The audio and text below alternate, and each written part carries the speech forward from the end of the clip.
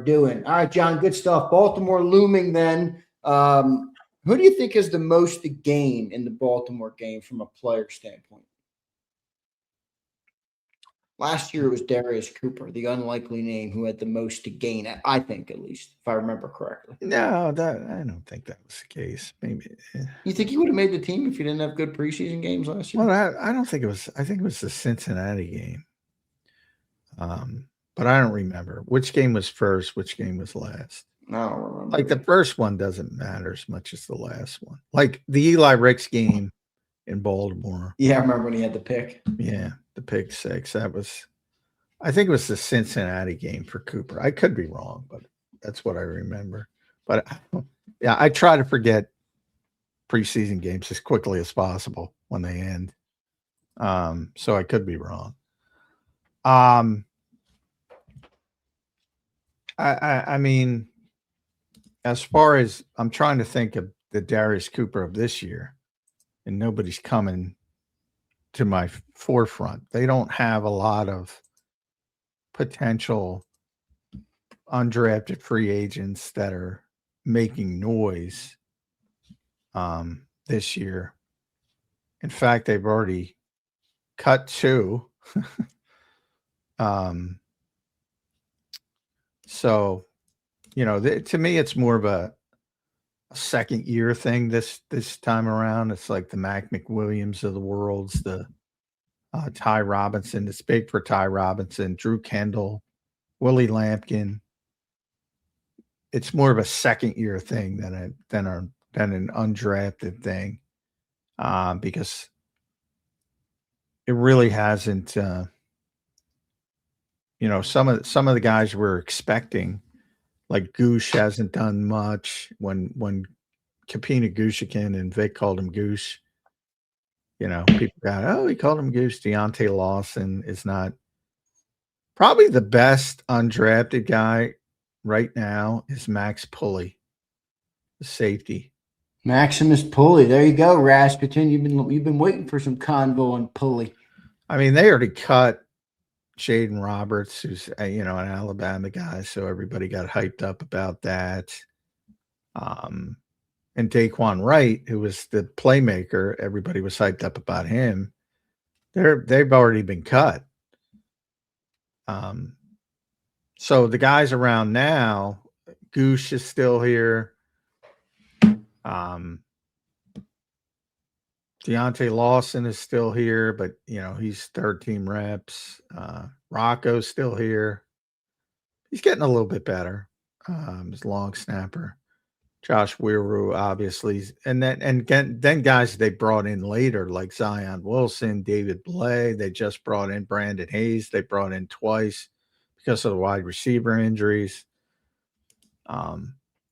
So there are no Darius Coopers this year. I think your best Max Pulley's going to be on the practice squad as long as he gets through waivers. Goosh will probably be on the practice squad, but I think it's more of a second year group. The second year group, last year's day 3 picks, it's big for them. And guys like Miles Hinton and Cam Williams look like, they're on the outside looking in right now. Good stuff. All right, John, we'll see what those guys do. A couple names at the chat said, let's see what you think of them for the weekend. Bell, Lampkin, Michael Carter, Ty Robinson, and Mac McWilliams. I think those are two good ones. I think Mac McWilliams could solidify. I mean, it doesn't feel like they have a ton of depth, John, at corner. No, they but remember, their top 3 corners are not playing. So I mean, how deep do you want to go? They're pretty good. Yeah, that's true. One is playing, and Reek Woolen, but if you're counting Cooper, if you just go outside corner, so they're down Quignon right now, they're down Tariq Castro Fields, who's playing pretty well. Cooper inside, and Jonathan Jones is who I was searching for. So, the top 3 outside corners are Mitchell, Woolen, Jones, and they're all out except for Woolen. Cooper's out. So, by the way, he hasn't been as good recently. So some of those Seattle deficiencies are starting to pop up with the pads on. As opposed to the spring when he looked all world. He's struggling a little bit right now. We'll see what ends up happening with some of those guys. Good stuff there. Appreciate everybody for being here tonight on a Thursday edition. Damn, it's already Thursday. And then, John, we'll have a morning show tomorrow, right? So Friday, regular, they have a walkthrough, and then Saturday's the game. Yeah. I've been busy. I got to get somebody to come on the show. It's late. It's tough. Is Kerr available? I haven't talked to Kerr in a couple of weeks. Yeah, maybe we'll try to get Jeff. Although, what's our schedule? You know, dude, is this too far to look ahead to Monday? Any idea? No, the schedule's not out. They'll put out the schedule after. You know, let me look. I got a tentative schedule from back, but that's a while ago. It'd take me a while to get there, but tentative schedule could change like the wind too. So I don't want to stick a. Well, this was way back before they actually put out the official schedule. This was way back. So yeah, but I think they went past the Ravens game. Yeah, so they are scheduled to practice on Monday, at least the original, tentatively, and then they're going to Foxborough on Tuesday. So they'll be in Foxborough Wednesday, Thursday, and then through the weekend because the game's on Saturday.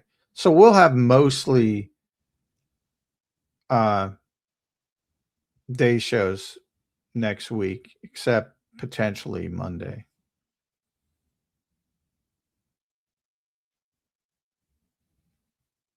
We'll see what happens. We'll see what that looks like with the training camp practice. But all right, John, a couple other updates from tonight. Special teams, something we've been keeping track of, and you kind of started the Rocco Underwood. Everybody following along on him. What do you see in that special team? He's gotten a little bit better recently. Maybe he's reading some of the stuff. They did a big punt period with Braden Mann practicing coffin corner kicks, who did a great job, by the way. And I saw a couple snaps, and they were much better. So maybe starting to calm down a little bit. And we'll see. But you know, one mistake in a preseason game, and Rocco's probably gone. So he's got to be dotting the I's and crossing the T's. No mistakes whatsoever. And who do you think we'll see at punt return and kick return on Saturday? Well, Britton's back. He'll be the top punt returner. The punt returners have been Britton, Elijah Moore. They let Cooper take some reps, but he's not going to do it in the game. And then deeper guys have been like Brandon Hayes and Quez Watkins. Quez before Brandon. But Britton will do it to start, and then they'll probably take a long look at Elijah Moore to see, because he admitted he's not that comfortable doing it. Because they might want to find a roster spot for him. So they might take a long look at Elijah Moore doing it. And then kickoff returns, I think they're going to try it with Will and Tank or Darius Cooper. They're trying to get Darius Cooper for the same reason, probably. To find a roster spot for him. Darius Cooper's got to make the roster. You think he's at risk of not making the roster? Well, as Nick said today, he's got to finish. It's a month away. There's a long time. That's basically what he said. It's a long time. Like, you got to keep it going. If he keeps it going, we have longer to go till the season than we've been in training camp this far. I know. If he keeps going the way he's going, he's making the team. But a lot of things can go wrong, especially now that you're going to see games. I actually like that from Nick. Don't read the headlines. Keep your head down. Keep working, Cooper. Yeah, exactly. But Cooper knows that. Yeah, I mean, he knows. Did you talk to him today, right? What did you make of him? I feel like he's got a pretty good demeanor, pretty good mindset.